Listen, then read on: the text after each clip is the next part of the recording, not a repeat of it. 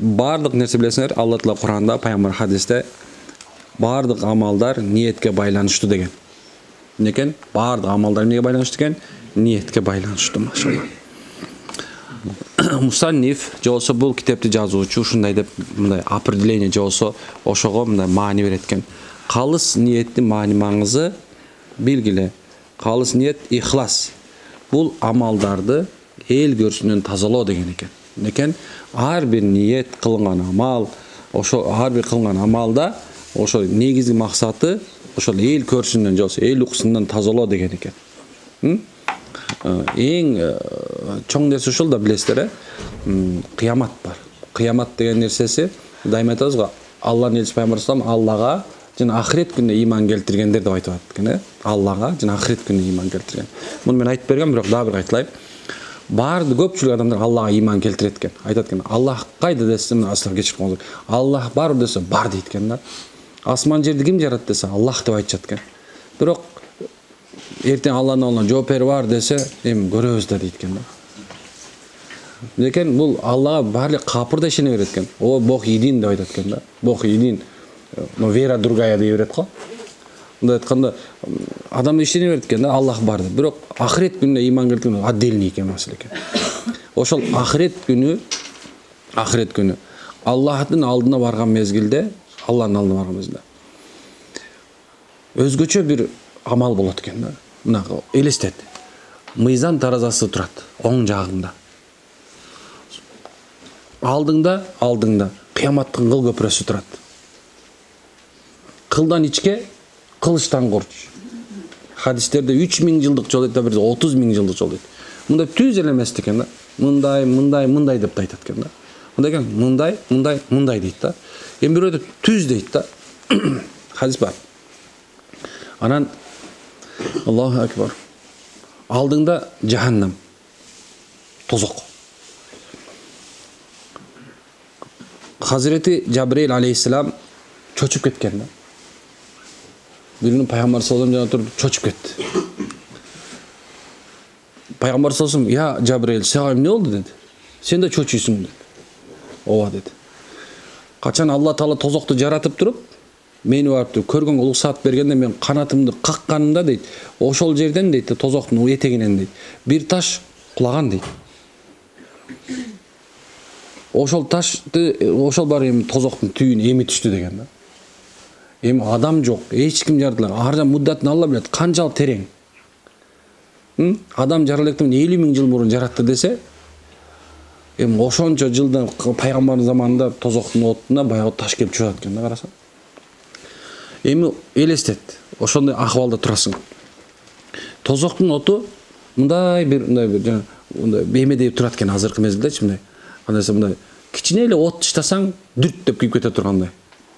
Эми ошол оттун тутандыра турган адам үчөө болот экен. 3 түрлүү адам тутандырат экен. Ошол үчөө тең ушул калыс ниетинин амалынын бузуктугунан, ниетинин бузугунан амал бузулган себебинен ошол тозоктун отун эмне кылышат экен? Биринчи тутандырат экен. Мындай айтканда, жанагындай эме кагаз салып дүрт дегенде анын үстүнө отундар салынып баштайт экен. Ал эми тозоктун отуну ким болот? Инсан жана жиндер болот. Ошол үчөө тең жөнөкөй адамдар болбойт экен. Ошол үчөө тең жөнөкөй адам болбойт экен. Бирөөсү аалым болот экен. Алим болот экен. Ким болот экен? Алым. Алим деген билүүчү. Кайсы нерсени билсе, ошол динди билүүчү экен. Куран жаткан хафыз болот экен, алым болот экен. Керек болсо 17 илимден ижаза алып алган болот экен. Мисалы алсачы. Экинчиси. Бул Алла жолунда күрөшүп жүргөн адам болот экен. Шейит болгон адам болот экен. Канын төккөн Аллах үчүн. Кылыч ташып жүрүп, урушуп жүрүп, канын төккөн адам болот экен. Үчүнчүсү. Бул мындай айтканда сахи дейт го, бай адам болот экен. Март. Дайыма адамдарга садака кылып, дайыма мындай бир дагы мечит салбаган калбаптыр, көпүрө салбаган калбаптыр. Анын мындай айтканда бүткүл кайсы жерде садака болот аткан болсо, зекет болот, ошол жака берген адам экен да. Мына жөнөкөй адамдар эмес экен, карасаң. Эми биринчиден Аллах сурайт экен алимден: сен кандай амал менен келдиң мага десет экен. Аллахым дейт, мен илим алдым дейт. Сен үчүн алдым дейт. Алла, илим алып, ошону өмүр бою сен үчүн тарат. Менин миңдеген миллиондогон шакирттерим бар дейт экен. Жок дейт экен Алла. Анден Аллам алламул гуйб Аллах да. О, яктын баарын билип турчу Аллах да турабы? Биз билбейбиз, бир Алла билип турат ким эмне үчүн экен. Анан Аллах жок деп пендем дейт, сен жаңыласың дейт. Сени алим, хафыз, алим, кари, Куран жаттап алган, дамыла, муфти деп айтыш үчүн ушул нерсени кылгансың дейт. Сен ошого жеттиң дейт да. Жалган дүйнөдө жеттиң дейт. Жалган дүйнөдө жететкен ошого. Алым, кары, дамыла, устаз, муфти болот экен да. Элдин арасында ушундай болот экен, жеткен чекке жететкен. Бир Алланын көз карашында ал тозокко ыргытылсын дегенде жөн эле ыргытылбайт экен ал. Ал бу эң главный ушундай бетин көтөрүп жүргөн да. Ошондой эки бутунан сүйрөлүп дейт да, ушу бети жанагындан жырылып барып турган тозокко менен ыргытат экен. Аны бети менен сүйрөп баратат экен. Эң главный нерсе турабы? Сен жүзүң менен ким экениңди билет да, турабы? Ким экениңди. Эми ошол бети менен мынакей бети жок деген сөз ушул экен да. Эмне деп атасың? Кимди алдагың бар дейт экен Аллах. Ошентип баягы ыргытып эткен. Эми тозоктун отунун биринчи дүрт дегенде баягы салынган кагаз болгону биринчи ошол адам болот экен. Экинчиси баягы шахид деп. Шахид айткан: "Алла, мен сен үчүн күрөштүм. Мынакей менин каным" дейт экен. Мына билесиздер, шейиттердин каны жуулбайт. Ал ошо менен коюлат. Алардын денеси таза болуп эсептелет. Жок дейт экен. Сен баатыр деп айтсын, сени шахид деп айтсын деп ушуну кылгансың дейт. Сен айтышты дейт. Бирок биз айта албайбыз дейт. Тозго ыргытылат экен. Ал да жөн ыргытылбайт экен. Ошондой эле бети менен сүйрөлүп ыргытылат экен. Эми ал макшар майданынын түшүнө албайсың да, канчалык даражада болот да. Ал поля түпсүз болобу, топурак болобу да билбейсиң да. Ал жерде эмне бар? Ташпы, Аллах жаратып койгон өзүнө тикенекпи, эмне бар экен билбейсиң. Адамдар ошонун үстүндө турат экен да, кыйналыпчы. Ошо сен айтат го, эң жакшысы дейт да, эң жакшысы дейт. Оозуңан дейт, өлүп атканда келмейин чыкканы, мүржөдө сурак болбой эле жакшы, анан кийин ахиретте субханалла, удхулул жанна, бейишке кир деп айтып койгон үн жакшы экен да. Кийин үчүнчү адам бая бай болот экен. Садака кылып жүргөн, бар нерсе кылып жүргөн. Алла ушундай экен, Алла азza wa jalla. Баягы айтат экен: "Эмне болду сага?" дейт. Алла, мен сен үчүн бүткүл байлыгымды тараттым. Садака кылдым, ушунча нерсе, ушунча. Жок дейт экен. Сен март деп айтсын, ушу байлыгын таратып жүрүүчү, мындай щедрый человек деп айтышсын деп адамдардын арасында ушинтип жүргөнсүң дейт. Баягы башын жерге салат экен. Сен ошого жеттиң дейт экен. Эми ыргыткыла дейт. Баягыны тозокту өзү ыргытат. Анда жөн ыргытпайт. Жанакындай алып ыргытат экен. Мындай айтканда, ким экен чыныгы жүзүн көрсөтүп туруп, Аллах Таала аны тозокко ыргытып туруп, ошо тозоктун несин, дамын, же тозоктун биринчи отун түк күйгүзө тургандар болот экен. Ушундай нерсе экен. Эми кара, калыс ниет деген эмне экен? Негизги маңызы ушул экен. Бул амалдарды эл көрсүнөн тазалоо экен көрсө. Эгерде сен кылып аткан амалың, кылып аткан ишиңди, мисалы бирөөнө бардыңбы үйүнө, бир жардам кылайын деп, ошого эч бир мындай эмеси жок болуш керек экен да. Мындай андан акча алайын, же болбосо баягы жардамга чакырды да. Баягыда мага жардам бердилер, мен барып коеюн эмес экен да. Эмне экен? Ошол амалыңды ошону тазалаш керек экен. Мына мен келип койдум, бизде кыргызча көз көрсөткөнү келдим дейт го. Көз көрсөткөнү, сен көзүң эле көрсөткөнү барбашың керек экен, сен жүрөгүң менен барышың керек экен, мындай айткандачы. Ошол жүрөгүңдө субханалла көрүнүп коеюн эмес, балки ушундай бир чын ихлас менен барганга аракет кылыш керек экен. Калыс ниеттин эл көрсүн деп кылган амалдардын карама каршысы экен. Эгерде адам амалды элге көрсөтпөй кылса, демек ал калыс ниеттүү болуп эсептелет экен. Пайгамбар эмне деген? Оң колуң берген садаканы сол колуң көрбөсүн деген. Дегени бул ошол нерсени кылып аткан амалыңды эч кимди айтканда бир гана Аллах көрсө жетиштүү болот деген дагы амалдар кылса болот экен иншалла. Ал эми амалды көрүнө кылса, рия бул кишинин жакшы амалдарды аркылуу, жакшы амалдар аркылуу адамдардын жүрөгүнөн орун алууга умтулуу. Мисалы дейт, киши анын кылган ибадатын жана башка жакшы амалдарын элдин байкоосун каалап кылуусу экен. Алла Азza wa Jalla хадиси кудуста айткан экен. Калыс ниет бул менин кулдарымдын арасынан өзүм жакшы көргөн пенделеримдин жүрөгүнө ишенип салган сырларынын бири дейт экен.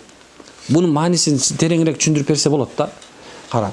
Эмне үчүн Аллах Таала айтат? Мен пенделериме берген, кандай экен? Мен пенделериме жакшы көргөн пенделеримдин жүрөгүнө ишенип салган сырларынын бири. Эгерде сен бирөөнү ишенип турган болсоң, ага сен эч кандай эмеси жок эле ага берип коесуң. Распискасы жок эле, ишенем мен сага. Койчу ушундайыңды ме? Эч кандай договору жок эле, эч кандай, антса сен ишенесиң туурабы? Ошондой эле сен берип аткан, кылып аткан садакаңдын, кылып аткан амалыңдын, окуп аткан мисалы кайсы диний болсун амал болсун, мейли дүйнөви амал болсун мейли, ошол нерсени сен эгер Аллахка ишенген болсоң, Аллахка ошону көргөзбөстөн эле кыла берет экенсиң да. Эмне үчүн? Анткени Аллахтын алдында ажыр сөзсүз Аллах мага берет деген ишен бар да. Ошо сен Аллахка ишенгениң ушул болуп эсептелет. Аллахка ишене турган болсоң, сенин кылган амалдарыңды эч ким көрбөй деле койсо болот экен да. Эгерде Алла Таала бирөөнү жакшы көрүп калган болсо, анын дүйнө ошол кылып аткан ишин ашкере кылгысы келсечи, Аллах оңой эле Жабрил алейхиссалам айтып коет. Жабрил алейхиссалам мен баландай жакшы көрдүм деп коет. Ал Жабрил алейхиссалам айтат: "Эй периштелер" дейт. Бүткүл дүйнөсүндө периштелер барына. Аллах жана мен Жабрил ушул адамды жакшы көрүш, дери жакшы көрүлөт. Бүткүл периштелер жеткен, бүткүл периштелер жеткен адамзаттын барына. Аллах, Жабрил жана биз бул адамды жакшы көрдүк. Силерди жакшы көргүлө деп саткен. Ал адамдын даражасы жана ракетадай эле көтөрүлүп кеткен да. Аллахтын жакшы көрүп коюшу оңой эле экен. Эмне үчүн муну айтып атабыз? Анткени себеп субхана биздин ниетибиз көрсө, ниетибиз. Бизди ушундай бир сиджин даражасына түшүрүп коет экен. Тозоктун эң түйүнө түшүрүп салат экен да. Илин, арш, аала болгон бейишке чейин көтөрүп коет экен. Карасаң, же түшүрөт экен, же көтөрөт экен ниетиң. Ниетиңди оңдо деген ошол да. Туурабы? Ниетиң. Аллах Таала өзүнүн пенделерине берген бир сыр. Аллах Таала берген жакшылыктардын бири ушул болуп эсептелет экен. Белгиле дейт. Аллага карата калыс ниет амалда, сөздө жана мал мүлктө болот. Калыс ниет эмне болот экен? Амалыңда, сөзүңдө, мал мүлкүңдө болот экен. Чындыгы жолдун жолдогондордун ар биринин даражаларынын өзүнүн шарттары бар экен. Бул шарттар ушундай экен.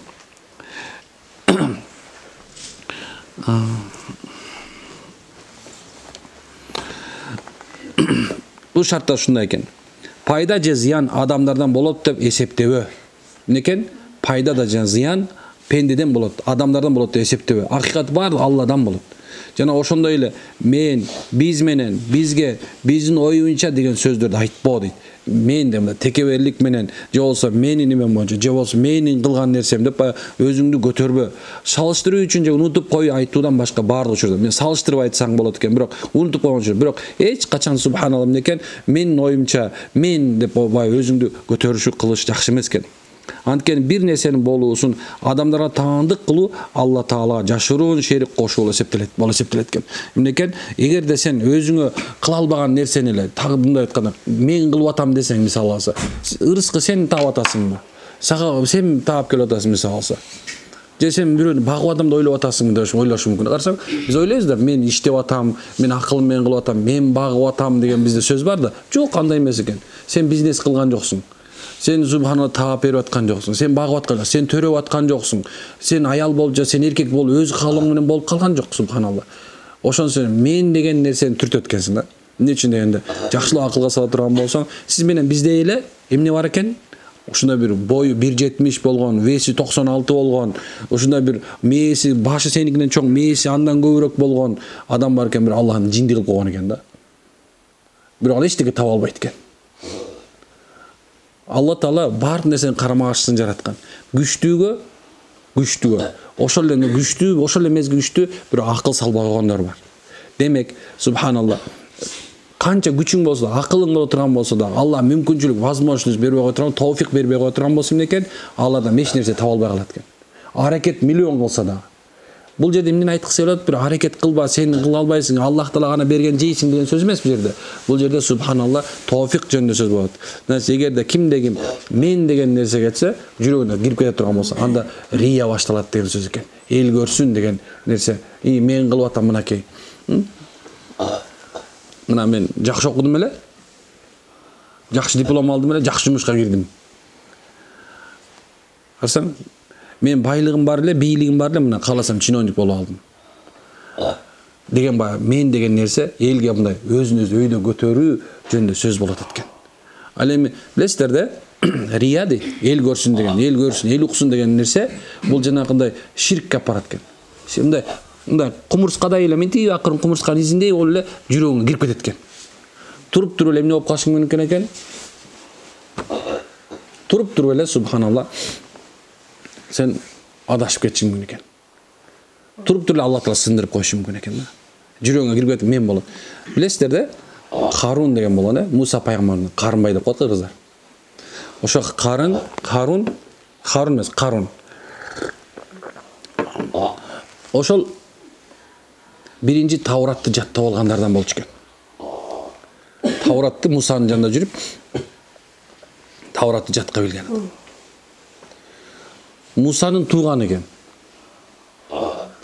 Эч бир мындай эме кылган эмес экен да, анда десем жанагындай бир эме болбастан кедей, колунда жок, эч нерсеси жок эле.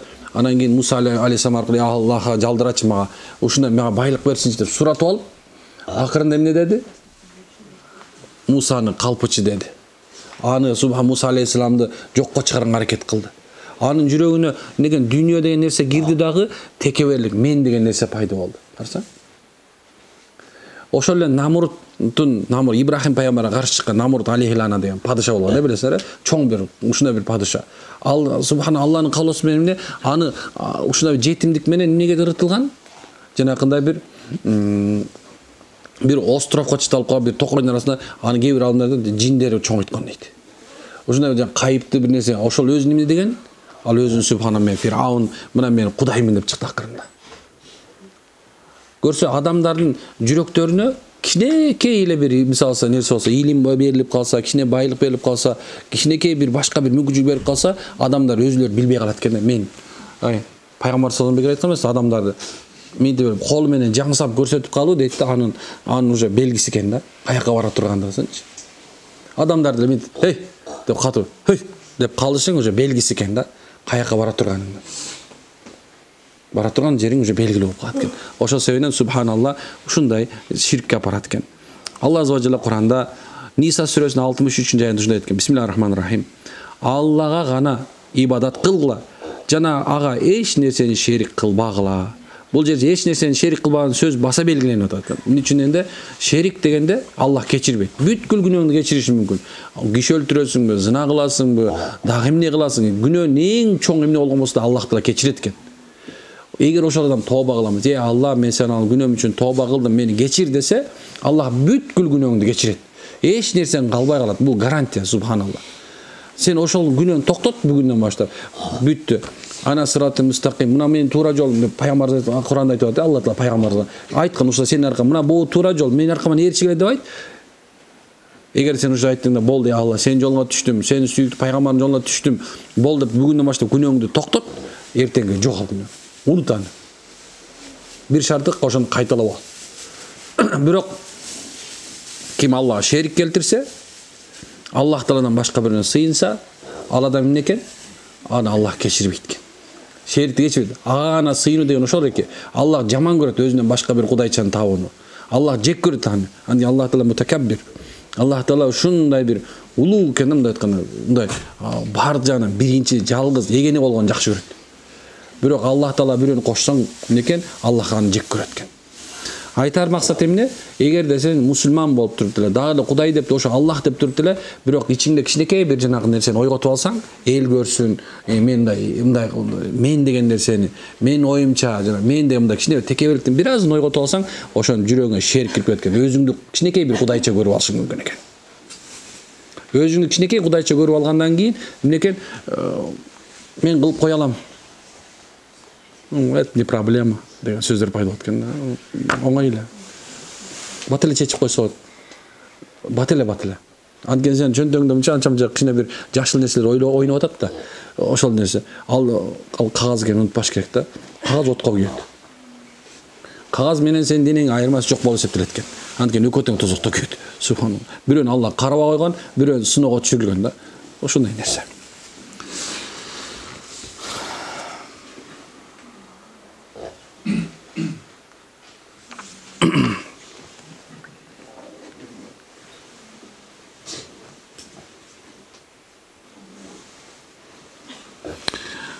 Bir çoğun bir alımlardan birisi bir gün Allah Teala kayırılıp durgan eken.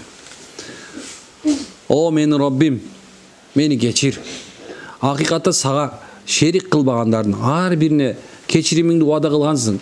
Jana sen menin sağa bir dagı şerik kılbaganын bilesin dep özün күнөөлөрүн moyununa alıp dur deyt. Keçirim suradı. Oşonda bir gayipten bir ün çıktı deyt. Ey balanday, sağa süt alıp gelişken günü dagı degen eken. Oşonda bayağı alım uyalıp ketken eken. Nesi dese al baga bir günü süt alıp gelgende oylagan eken. Men sağa süt ziyan berip kalabı dep korkom dep aytıp jirgen eken. Bayağı mындай aytkanda, emне deyt, жибергенин коркконун мындай айтканда Алла Таала сурап атканда sen билесиң кимге зыян, кимге пайда болор. Sen ошо күнү sen süt сатып келген адамга, ошо sen süt сатып аткан sütүң сага зыян береби деп корком деп айтпадың беле дейт. Sen билесиң мындай айтканда кимге пайда, кимге зыян берет. Sen өзүңдү кичинекей кудай кылып, мага шерик кылып, өзүңдү кудайча кылып албадың беле? Деген сөз экен. Ошо себептен субханалла сага бул пайда берет, бул сага зыян берет.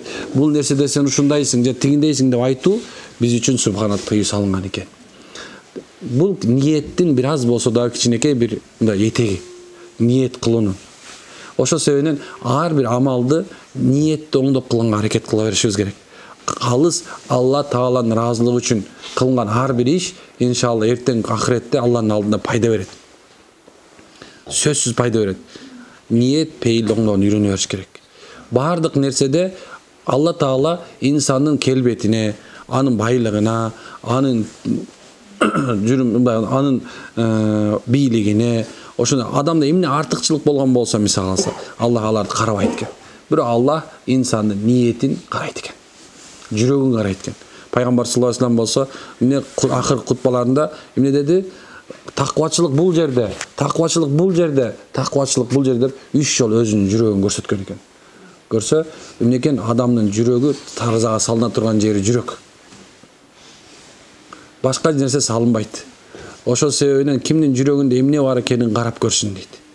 Жүрөгүңө эмне кирип кеткен? Анткени жүрөгүңө эмне кирип кеткен болсо, эмнени ниет кылып, эмнеге жетүүнү эңсеп жүргөн болсоң, акыркы өлүмүңдө ошол нерсе ошол оозуңан чыгат экен.